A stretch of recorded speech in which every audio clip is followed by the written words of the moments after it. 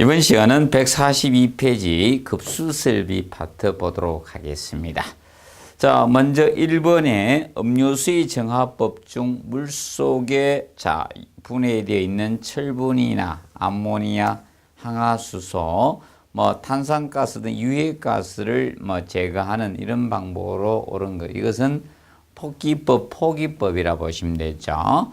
자, 보통 약품 침전법은 보통 물 속에 함유되어 있는 찌꺼기를 침전시키는 데 쓰죠. 그래서 보통 장마나 홍수 시 보통 점토와 같은 미세 물질이 많이 함유되어 있을 때 보통 약품 침전법, 항산반토인 항산알루미늄이라는 응집제를 약품을 투입해서 빠르게 침전시키는 게 약품 침전법이고, 자, 급속여가법은 여가는 거르는 거죠. 모래나 자갈청에 이 물을 거르는 역할을 하게 되는데, 급속여가가 있고 완속여가가 있습니다. 모래청 두께를 얇게 해서 하는 것이 급속여가고, 모래청 두께가 사청 두께 두껍게 하는 것이 완속여가입니다. 그리고 경수의 연화법은 경수를 연수로 만들어주는 것이 경수의 연화법 개념이 됩니다. 그리고 멸균법은 미생물 균이 서식하면 굉장히 위험하죠. 그래서 살균을 시켜주는 게 멸균법이 됩니다. 보통 염소를 많이 투입을 합니다. 상수사업본부에서는. 그래서 여기에서는 5번 개념이 되겠습니다. 그 다음에 2번, 다음 급수기구 중 최저 필요 압력이 가장 큰 것은 해놨습니다. 샤워기는 0.07메가파스칼 이상 최소 필요 압력이 되어주시면 되죠. 일반 수전의 경우는 보통 밸브는 0.03메가파스칼 이상이 되어주시면 된다. 그래서 기본적으로 알아두시고, 그런데 그 대변기, 혹시 대변기 세정 밸브가 나오면 어떤 조건이 안 주어지면 이 세정 밸브, 플러시 밸브라고 하죠. 그래서 그냥 세정 밸브 주어지면 0.07메가파스칼 이상이 되어주시면 돼요. 세정 밸브는. 그런데 블로드아웃식 대변기가 주어졌을 때 블로드아웃식, 이 치수식 대변기가 주어지면 조금 주의해 주면 된다. 블로드아웃식 대변기일 때는 0.1메가파스칼의 수압을 필요로 해요. 이게 주어지면. 그래서 블로드아웃식 대변기에서는 0.1메가파스칼 이상이 되어주시면 됩니다. 그래서 혼돈하지 않도록 좀 주의해 주시면 되겠습니다. 자, 그리고 3번 문제. 급수설비에 대한 설명으로 옳지 않는가? 먼저 1번, 위생기구의 급수부하 단위는 세면기를 기준 잡고 있습니다. 배수부하 단위 기준도 세면기고 급수부하 단위 기준도 세면기가 기준이 됩니다. 그리고 2번에 물의 경도를 나타내는 한산지표는 물의 경도를 나타내는 것은 물 속에 함유되어 있는 칼슘이든 마그네슘이든 철이든 인이든 탄산칼슘 CaCO3로 탄산칼슘으로 한산 표시를 한 거죠. 한산 표시한 게 물의 경도 개념이 됩니다. 그리고 3번, 일반적으로 음용수의 정수법, 침전법, 여가법, 폭기법, 멸균법이 있죠. 그리고 4번에 주택사무소 건물은 자병수 비율이 높고요. 자병수라는 것은 인간이 직접 사용하지 않고요. 사람이 직접 마시거나 조리하거나 세면하는 용이 아닌 이 자병수는 청소용이나 대변기 세정용이나 이런 살수용 같이 이런 것을 자병수라고 해요. 그래서 자병수 비율이 높고, 그 다음에 호텔 병원의 같은 경우는 음용수 비율이 높아집니다. 그리고 5번의 상수도 공급 순서에서는 취수해서 치수장에서 치수해서 정수장으로 물을 보내주는데 그걸 도수라고 하죠. 그래서 도수해서 이제 정수장에 물이 오면 정수장에서 물을 정수합니다. 그러면 정수장에서 정수한 물을 갖다가 배수지로 보내주는 것을 송수라고 하죠. 송수. 그리고 이제 배수, 여기에서의 배수는 배수지에서 각 건물로 나누어서 공급해주는 배수죠. 배수에서 각 건물에 급수해 주시면 됩니다. 그런 순서로 가게 됩니다. 자, 그리고 4번 문제 보시면, 자, 공동주택 아파트의 급수 설비에 대한 설명으로 옳지 않는가. 자, 1번 일일 평균 사용량은 160에서 250. 보통 이렇게 봅니다. 임대주택은 대략 160에서 200리터 정도 쓰고요. 보통 일반 민영주택은 200에서 250리터 정도 써요. 하루당, 인당 그렇게 설계를 합니다. 그래서 물의 사용량은 거의 사람의 영향도 있지만 얼마나 깨끗하냐.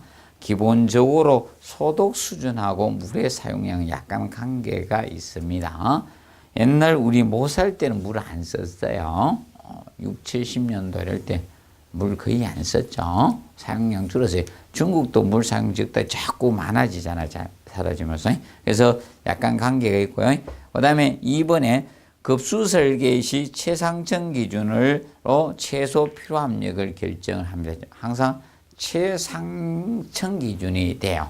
그래서 고가 수조일 때는 물탱크 설치 높이가 최상층 기구의 최저 필요 압력에 의해서 물탱크 높이가 결정이 되거든요. 그리고 세 번째, 세대 내 급수 압력은 너무 높죠. 그래서 최대 압력이 이거 이하가 돼야 돼요. 0.3에서 이게 최대 압력이고요. 그래서 보통 이게 최대 이하가 돼야 되고 최소는 보통 이거 이상 돼야 되죠. 기본적으로 이 사이라고 보시면 돼요.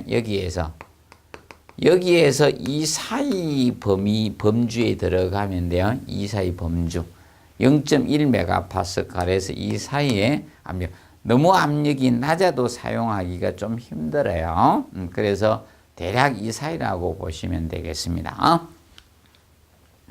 그리고 4번에 고층 건물에서 급수 계통에 적절하게 조닝하지 낮은 층에서 습격작용이 발생하죠. 왜 그런가 하면 저층일수 수압이 가대해지거든요. 그래서 수압이 커지면 습격작용은 발생할 가능성이 높죠. 워테만은.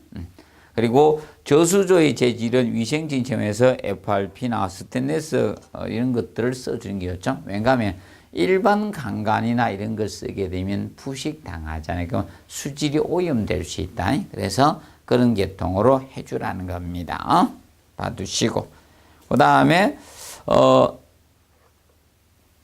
5번에 보시면 급수 설비에 사용되는 각종 급수량에 대한 설명으로 옳지 않는가.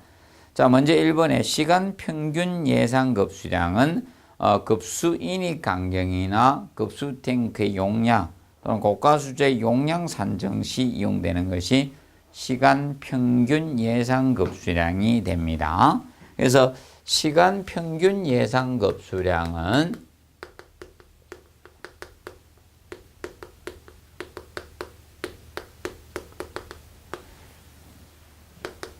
일 급수량을 갖다가 건물의 사용 시간으로 나누면 되는 거예요. 건물의 사용 시간으로 나누면 이것이 시간 평균 예상 급수량이 됩니다. 이거 가지고 이것은 왜 그런가 하면 물은 너무 고가 수조를 크게 해서 물을 가둬두면 물은 정체되면 썩기 쉽습니다. 오염되기 쉽기 때문에 너무 크게 해서는 안 돼요. 시간 평균 예상 급수량으로 하고요. 그 다음에 시간 최대 예상 급수량 이거에 대략 1.5배에서 2배 정도로 둡니다. 그래야지 피크로드 때 괜찮아요. 그래서 이제 양수 펌프의 용량이 그걸 따라주면 되는 거예요. 퍼올려 주시면 되는 겁니다. 그래서 2번에 시간 최대 예상 급수량은 최대 부하 시간대의 급수량에서 보통 시간 평균 예상 1.5배에서 2배 정도로 자 설계를 합니다. 3배에서 4배가 아니라. 그래서 2번 개념이 틀렸고요. 1.5에서 2배로 해주면 됩니다. 그리고 3번 시간 최대 예상 고가 수조 방식 양수 펌프 양수량 결정에 사용하는 것이 시간 최대 예상 급수량이 됩니다. 그리고 4번의 순간 최대 예상 급수량은 펌프 직송 방식에서 펌프로 직접 공급해 주죠. 자, 이때 거기 송수량 결정하는 경우에 사용되는 것이 순간 최대 예상 급수량이 됩니다. 그러면 순간 최대 예상 급수량은 이렇게 계산해요. 그러면 시간 평균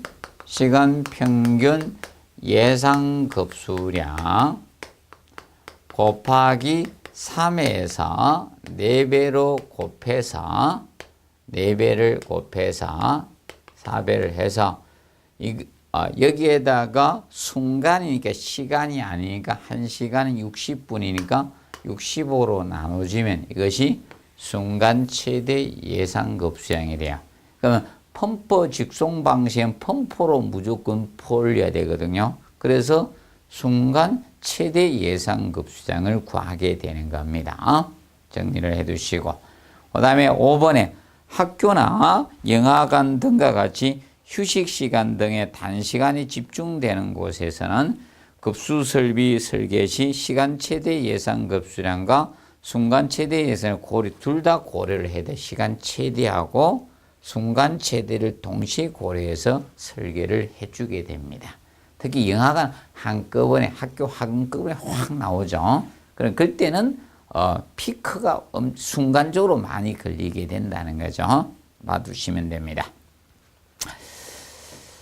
자, 그리고 6번에 보시면 연면적이 15,000제곱미터에 된 건물의 시간 평균 예상 급수량을 계산하라. 단 유효 면적비는 60%, 유효 면적 거주인은 0.3, 1인 1당 급수량 200리터로 하고 사용 시간은 10시간이다. 이렇게 해놨죠. 자, 그러면 먼저 1일 급수량을 산정하시면 되겠습니다.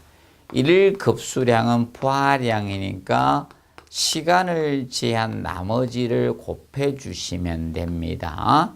그럼 나오는 순서대로 곱하시면 됩니다. 식은 외우지 마시고.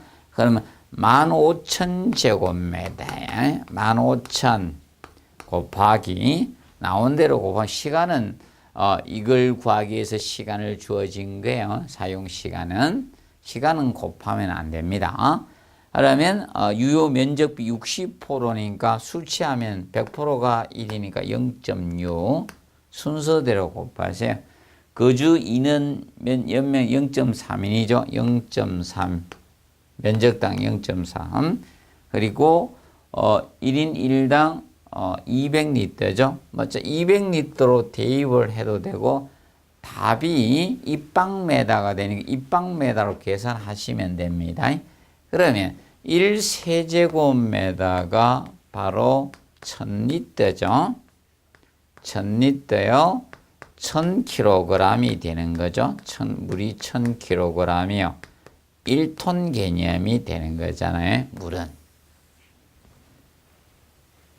그러면 200리터니까 0.2세제곱미터 되죠. 200리터를 최적으로 나타내면 0.2세제곱미터가 되잖아요. 0.2. 그래서 0.2로 대입을 해도 되고요. 아니면 200리터로 계산해서 최적으로 바꾸시도 되는 겁니다. 이렇게 해서 0.2 그래서 0.2 곱해 주시면 되겠죠. 그래서 사용시간 10시간은 곱할 필요가 없는 겁니다. 기억을 해 두시고요. 그래서 이렇게 바로 계산해도 돼요. 거기에는 200리터를 곱해서 다시 최적으로 환산했죠. 그러면 540 입방메다가 되죠. 이것은 1일 급수량이고요. 그러면 일일 급수량을 구했습니다. 그러면 시간 평균 예상 급수량은 일일 급수량을 건물의 사용 시간으로 나누었죠. 그러면 540을 자 건물의 사용 시간이 10시간으로 나누게 되니까 54 입방메다가 되죠. 이것이 바로 시간 평균 예상 급수량 개념이 되는 겁니다. 기억을 해 두시고요. 그 다음에 7번 문제 보시면 자 건물 내의 급수 방식 자에 대한 설명으로 옳지 않는 것은 내가 나왔습니다. 1번 고가수조 방식. 고가수조 하면 떠올릴 것이 자 고가수조는 정전시든 단수시든 일정 시간 동안 급수를 할 수가 있습니다. 이미 고가수조에 올라가 있는 이 물은 정전이든 단수시든 일정 시간 동안 급수가 가능하죠. 그 다음에 2번 수도 직결 방식은 기계실 및 옥상 탱크가 불필요하죠. 그래서 단수시 급수는 불가능합니다. 수도 직결 방식은 수도 본관의 압력으로 상향 공급하는 방식입니다. 그래서 정전시는 급수가 되는데 단수시는 급수가 되지 않는다. 그리고 수도 직결 방식은 펌프나 탱크를 설치하지 않음으로써 시설비가 싸죠. 그리고 수질 오염 가능성 가장 적습니다. 그리고 3번에 수도 직결 방식은 설비 타 방식에서 저렴하다. 탱크 필요 없고 자 펌프 설치 안 하죠. 그래서 하고 수도 본관 압력에 따라 급수 압력이 변화가 발생하게 됩니다. 급수압이 일정한 것은 아니다. 수압이 일정한 것은 고가 수조 방식이 수압이 일정합니다. 그리고 네 번째, 부스트 펌프에 의한 가압 급수 방식은 토출 압력을 일정하게 유지하기 위한 제어 장치가 필요하고요. 그러면 제어 장치 때문에 최상층의 수압도 크게 할 수가 있는 것이 부스트 방식이죠. 그리고 5번에 고가 수조 방식은 타 방식에 비해서 상대의 수질 오염 가능성이 가장 커요. 가장 낮은 것은 수도 직결 방식이고요. 급수압의 변동이 가장 적은 것이 바로 이 고가 수조 방식 개념이 되죠. 그래서 기본 정리하시고 해설에 나오는 거는 한번 종합변을 위해서 전반적으로 한번 정리해 두시기 바랍니다. 특히 여러분 고가 수조 방식을 많이 공부해 두십시오. 고가 수조 방식은 하향급수 배관법에서는 하향급수 방식이 되죠. 그러면 하향급수 배관법들은 수압은 일정하지만 그래서 보통 점검이나 수리는 불편한 단점을 가지고 있는 것이 하향급수 배관법이 됩니다. 그리고 이 고가수조 방식은 기억하기 수압은 일정하다. 급수압 변동이 가장 일정하죠. 거의 변화가 잘 없죠. 근데 급수 설비 이제 오염 가능성, 수질의 오염 가능성 가장 높은 것이 고가수조 방식 개념이 됩니다. 자, 그리고 혹시 물 공급 순서 정도는 한번 알아두세요. 수도 본관 상수도에서 들어오면 지하수수의 1차로 저장을 합니다. 그것을 양수 펌프로 퍼올립니다. 고가수조로 퍼올리면 고가수조에서 급수배관을 타고 각 위생기구 수준의 공급이 되고 있습니다. 그래서 크로스 커넥션은 앞전에 지문에 살짝 종합 문제에서 한번 언급했죠. 그래서 크로스 커넥션은 그래도 한 번 더 알아두세요. 급수배관의 기구 구조의 불비불량 결과 이제 오수가 육출해서 음료수를 오염식, 급수의 오수가 음료수를 오염시키는 형태를 크로스 커넥션이라 해요. 그래서 급수 오염을 방지해서 급수관과 기타 배관을 연결해서는 안 돼요. 크로스 커넥션은 안 된다는 점 우리가 알아두시기 바랍니다. 그리고 147페이지 자 8번 문제. 자 고가 수조에 대한 설명으로 옳지 않는 거. 1번에 고가 수조 및 배관은 동결 방지 시설은 당연히 해야 되죠. 피복을 해줘야 되고, 그다음에 2번 부득이한 경우를 제하고는 급수관 이외에 연결해서는 안 됩니다. 크로스 커넥션 해서는 안 되고요. 그 다음에 3번에 청소 및 보수를 위해서 한 개보다 두 개 이상을 구획하거나 설치하는 것이 바람직합니다. 그리고 네 번째, 수압 가드에 있다는 밸브 및 배관 부속 파손이 가장 적은 것이 바로 해야 되죠. 왜냐하면 수압이 일정하기 때문이죠. 수압이 일정하기 때문에 가장 적습니다. 수압이 일정해서 이런 밸브류나 부속품 파손이 적은 거죠. 밸브류나 이런 부속품 파손이 적고요. 부속품 파손 개념이 적어요.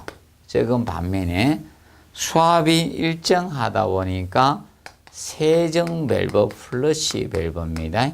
세정 밸브에 사용하기가 적합한 거예요. 적합한 거면 고가수죠. 만약에 압력 탱크와 같이 수압 변동이 심한 방식을 쓰게 되면 물이 나왔다 안 나왔다 하면 위험하죠. 그래서 수압이 일정한 데 쓰기가 적당합니다.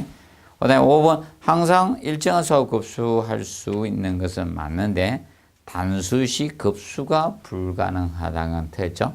그러면 보통 이렇게 됩니다. 자, 정전시 급수가 여러분들이 알아둘 거는 수도 직결 방식은 이거였죠. 정전시는 급수를 할 수 있었잖아요. 정전시는 급수가 가능해요. 그런데 얘는 단수시 안 되죠. 단수시 급수가 안 되는 거예요. 그런데 고가수조는 일정 시간 동안에 고가수조 방식의 경우는 정전이든 단수시가 되든 일정 시간 동안은 급수가 가능하죠. 일정 시간 동안에. 자, 그런데 펌프 직송 압력 탱크 방식하고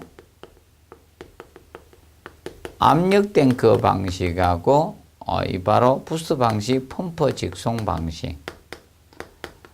이 두 가지는 펌프가 가동 안 되면 안 되거든. 그래서 이 두 가지 방식은 정전시는 안 되는 거예요. 정전시 급수가 안 됩니다. 단수시는 지하 저수조 용량만큼은 올릴 수가 있는 겁니다.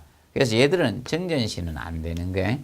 정전시 급수가 안 되는 것은 압력 탱크나 펌프 직송 방식이고, 단수시 급수가 안 되는 것은 수도 직결 방식이 단수시는 급수가 안 된다는 점을 조금 정리를 해 두시기 바랍니다.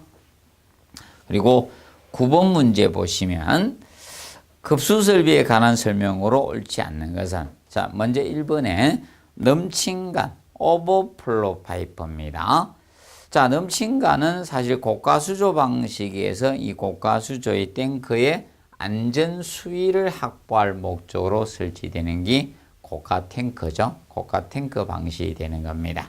고가 탱크 방식의 안전 수위 안전장치라고 보시면 됩니다. 그래서 안전 수위 확보를 목적으로 쓰는 것이 넘친간 오버플로 안전 위치죠. 그래서 9번에 이제 1번은 오버플로간 넘친간은 바로 안전 수위를 확보할 목적으로 쓰는 안전장치입니다.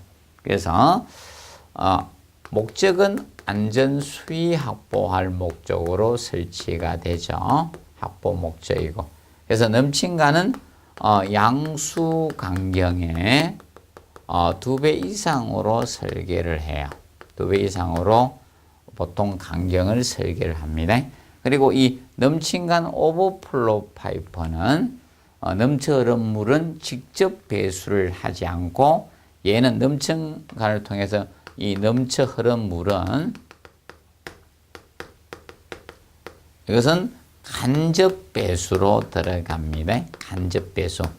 직접 배수로 되지 않습니다.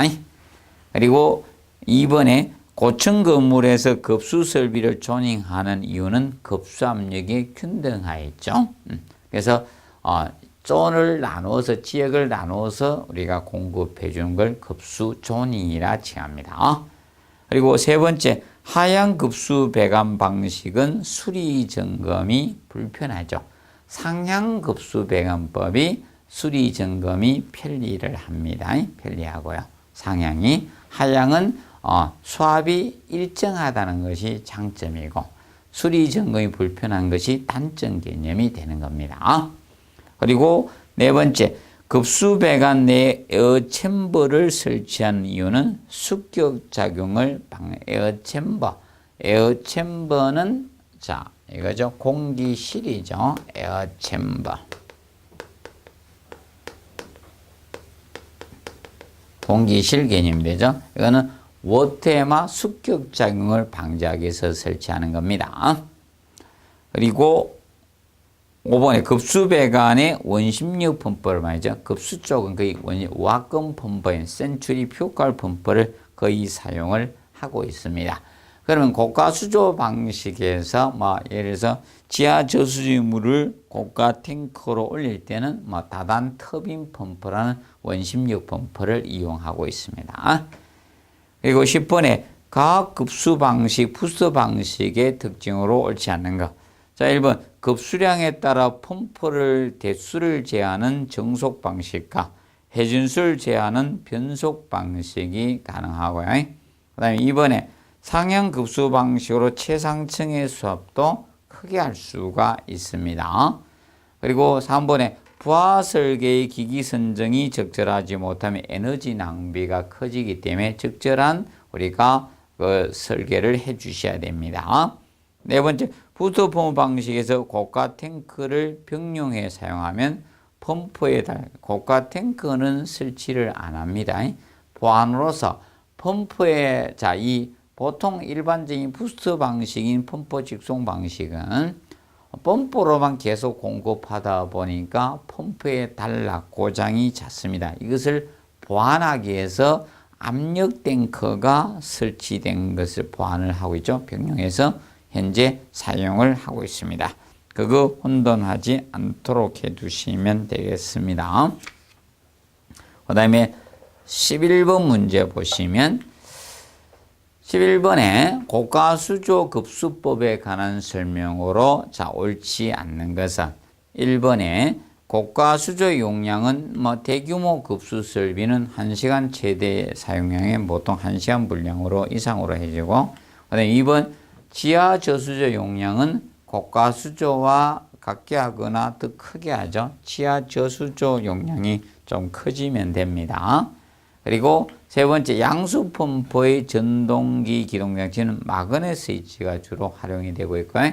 그 다음에 4번에 양수 펌프의 양수량은 고가 수조 용량 수량의 1시간 이내 양수할 수 있는 것은 아니고 고가 수조 용량보다 원래 2배로 설계합니다. 그래서 고가 수조를 채울 수 있는 30분 내에 채울 수 있는 용량으로 우리가 해줍니다. 30분 만에. 그 다음에 5번에 초고층 건축물에서 옥상에만 물탱크를 설치한 경우는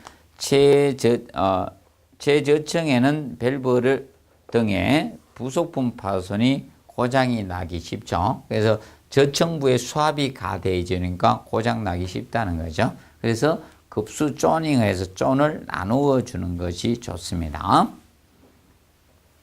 그 다음에 12번 초고층 건물에는 옥상과 중간층에 이 고가수요설 그 이유로서 직접적인 관계가 있는가. 이 중간 수조를 이용한다는 것은 급수 조닝을 한다는 거예요. 중간 수조. 중간 수조를 이용하는 방식이 층별식 세퍼레이터 방식하고 중계식 부스터 방식 그리고 스필백 방식 세 가지가 있는데 중간 수조를 쓴다는 것은 급수 조닝을 한다는 게 급수 조닝. 급수 조닝은 사실상 이거죠. 이 적절한 수압, 균등한 수압으로 공급하기 위해서 저층부의 수압이 가대해지니까 사용이 힘들고 습격작용 워터에마도 많이 생기는 겁니다. 그래서 중간 수조를 사용한다는 것은 급수 조닝을 한다는 거다. 그러면 급수 압력이 최대한 균등하에 가깝게 해서 적절한 수압으로 공급하기 위해서 뭘 한다? 급수 조닝을 한다는 거예요. 그 점을 알아주시고 그 중간 수조를 설치하는 방식은 청별식일 거요. 세퍼레이터 방식이라고도 하는데 그리고 중계식 개념이고 중계식 그리고 스필백 방식이 있습니다. 이 세 가지가 보통 중간 수조를 활용하는 거다. 그래서 급수 조닝을 한다. 적절한 수압으로 공급하기 위해서 특히 저층부가 수압이 가대지니까 그걸 줄여주기 위해서 우리가 하는 것이 된다라고 보시면 되겠습니다. 기억하시고 그 다음에 13번 문제 보시면 급수 설비의 수질 오염 방지 대책으로 옳지 않는 것은 해가지고 나옵니다. 급수설. 그래서 먼저 수조의 급수 유입구와 유출구를 거리를 가능한 짧게 하여서 정체에 의한 오염을 발생을 방지한다. 이것은 틀렸죠. 자, 수조가 있을 때 유입구와 유출구는 최대한 멀리 설치를 해줘야 됩니다. 그럼 예를 들어서 여기 유입구가 있었다. 양수관을 통해서 물이 유입이 됩니다. 그러면 여기 고가수조라 봅시다. 그럼 유출구는 밑에 설치하는 거예요. 이제 유출구는 자 대각선 방향에 설치하면 물이 정체되는 걸 최대한 방지할 수가 있는 거예요. 이렇게 해서 그래야지 가까이 설치하면 물이 정체돼서 물이 오염이 될 수가 있습니다.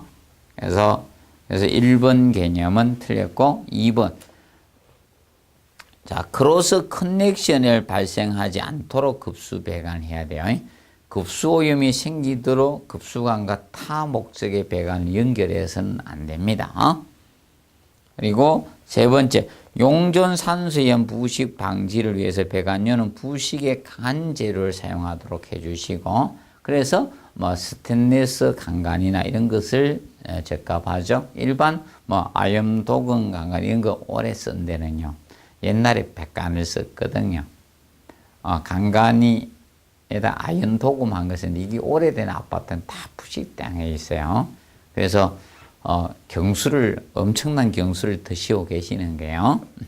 그리고 3번에 용존산, 4번에 음용수용 수조 내면에 실한 도료는 수지에 영향을 주지 않는 것으로 하고 수조 및 부속품 내식성 자료로 써주시면 됩니다. 그래서 FRP나 아니면 저런 거 있죠. 스테인리스 제품을 써주는 게 좋죠.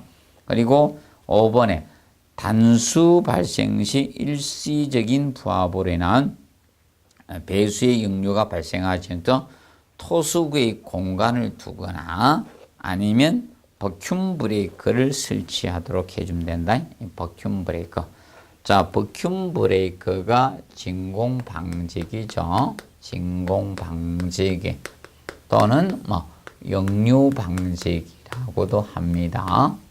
역류 방지기.